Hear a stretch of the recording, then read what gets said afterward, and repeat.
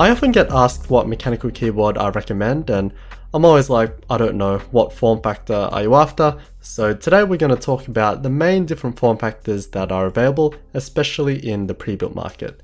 In custom mechanical keyboards, it really goes another step further, and there's a heap of variations, so we won't specifically talk about them, but they relate closely to these anyway. So a really quick rundown. We have full size 100%, 1800 compact, 96%, 10 keyless, 75%, 65%, 60%, we'll chuck in 40%, and mention ortholinear and others.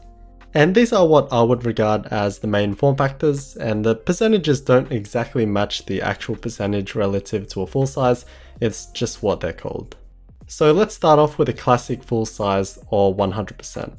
And it's really simple. If you absolutely require the numpad and don't want an external numpad, don't want any changes, then this is the one for you. They're obviously widely available with every brand offering one, and if you're an ISO person, you'll have no problem finding one for you. Then we have the 1800 layouts. There's not a whole lot of these, and there's some variations. Probably the most available one would be the Leopold FC980, which is a stunning retail mech. Honestly, one of the best out there. And again, if you require the numpad, then we have it, but in a more compact size, being about 3-ish columns shorter than a full size. Basically, the nav cluster is moved to the top right, which allows us to bring the numpad closer to the left. However, depending on the variation, you may end up losing a few of those nav keys. And our final numpad form factor is the 96%. As the name suggests, it has about 96% of the keys of a full size, but this time, everything is squished together. So it's like the previous 1800 but without any gaps. This saves even more space, however the disadvantage is that you don't have the separation between the different clusters, and it can be difficult to navigate through, especially when touch typing or even trying to hit the other keys in your peripheral vision. So those are the three main ones with a numpad. Disregarding an external numpad, if you work with numbers, then you probably don't want to go any smaller than those. Alright, now we start getting into the compact keyboards. I have a video on why using smaller keyboards may be better for you, but the main gist of it is that it saves space on your desk, allows more space for your mouse, and brings it closer to the center for better ergonomics. And legit, once you go small, you really notice how big full-size boards are. Keyboards of course have two sets of numbers, so if you can live with just the number row, then I highly suggest you try one of these. Starting with the timeless 10 keyless, also called TKL and sometimes 80%. Simple really, just a normal keyboard with a numpad chopped off. I personally love the look, it maintains the clustered design for easy navigation, and alongside the full size, it is widely available, and again for ISO users. But below this size, unfortunately the options start to get thin for ISO boards. Next down, and what I think is kind of the middle ground, is the 75%. Typically this has around 84 keys, where a TKL typically has 87, so we essentially get the primary functionality of a TKL, but condensed. There's quite a few variations of this as well. Some have no gaps, some have clusters, but the main defining features are that it has dedicated arrow keys and a function row on top. So if you need the F keys, then this is the one for you. Personally, I think a 75% with gaps is one of the best looking layouts and functionally is perfect for me. But usually in the pre-built market, they will have no gaps and some can find it looking quite cramped. Below that, we come to the massively popular 65%. And it's essentially a 75%, but the top row is chopped off. So now we have the base plus the dedicated arrow keys and a few nav keys which can vary. And these usually have like 65 to 70 keys. What makes this so popular is its very compact form factor, but it has the essentials that many need. Personally, this is as small as I can comfortably go because of those dedicated arrow keys. And they look great. Being small and very simple looking, it can really give a minimalist look and kind of like an uncluttered feel at times. It's not as tall as the 75%, so it's a little less squarish looking.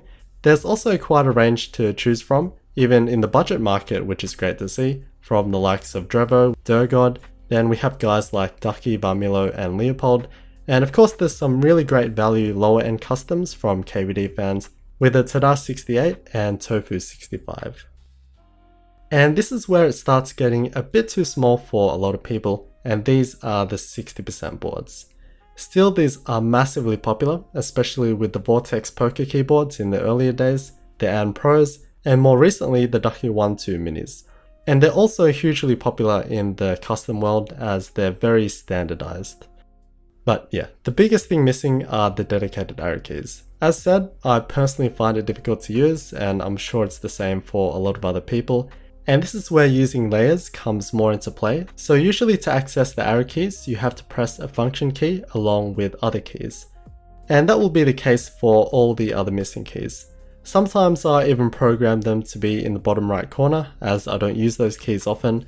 And again, there's variations that also include arrow keys, but you'll always have to sacrifice something when trying to squeeze them into such a small space.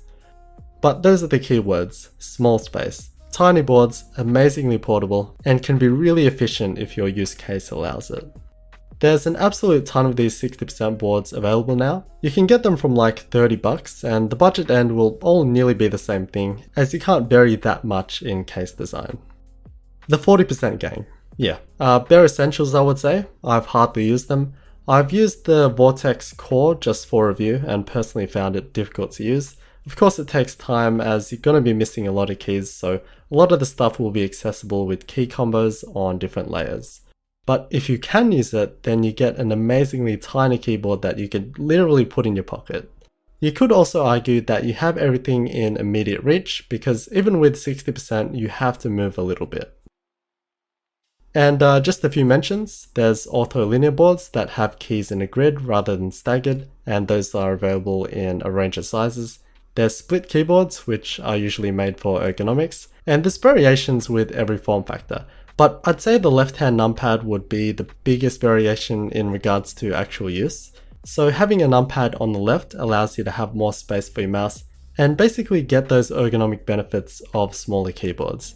And it allows you to use the numpad and mouse simultaneously, which is amazing in my opinion. Not too many out there in the pre-built market. I know Bloody Gaming has one, and there's a few customs like the EXT65 are built on the channel, but yeah, that's just an example of variation. And those are the main form factors. As said, if you don't absolutely require a numpad, honestly, downsizing will make a massive difference. It's just so much better, and I'm sure a lot of people will say the same thing, because when you go back to using a full size, it's just so noticeable. So let me know what form factor you run, and possibly if you're thinking of having a change, and hopefully this makes things a little clearer for people just getting into mechs. Also, if you have any questions, chuck them down below. I'll also put a spreadsheet in the description with some of the boards I've dealt with.